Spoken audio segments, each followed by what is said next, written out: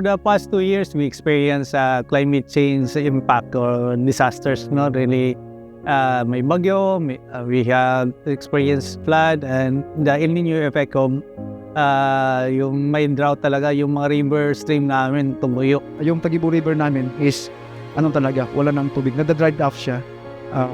Kasi wala nang may supply na tubig yung ating kalikasan. Every 10 years we have this constant flooding, but serious flooding. So lately it's been more frequent. Like 3 years ago, been hit by really heavy rainfall event, no? And it even destroyed some of the infrastructure that we have here in Butuan.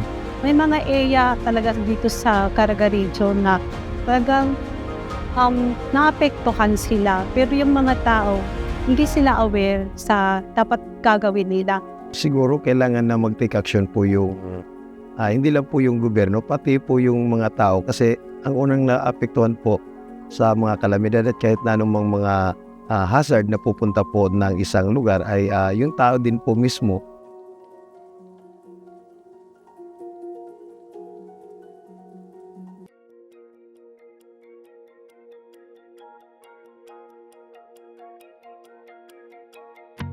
In the near future, malamang sa malamang mas bibisitahin pa tayo ng mas malalakas pa na mga bagyo kahit na anumang mga sakuna, pero kung yung mga tao handa dahil doon sa parang natural way of protecting our environment.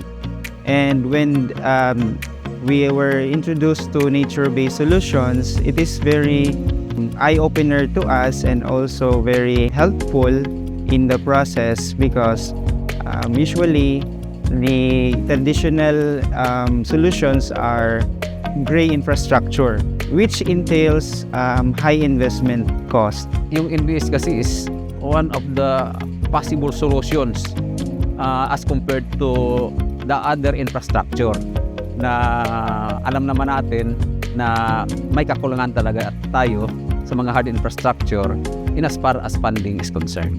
In the evaluation, they are more cost-effective, cost-efficient solutions, and at the same time, they are more sustainable solutions.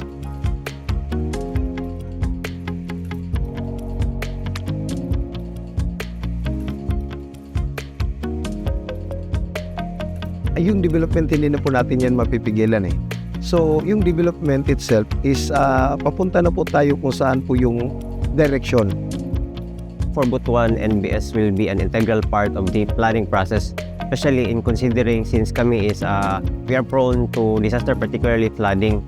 So if we can integrate a nature-based solution, we can ensure that all our programs, plans, and activities are aligned. There will still be infrastructure interventions, but they will be implemented na po together with nature-based solutions. One of the things that we do, i-incorporate talaga yung environmental lens doon sa mga plano namin. Improving the mangrove areas, planting more of these mangrove trees, planting more trees in the mountains.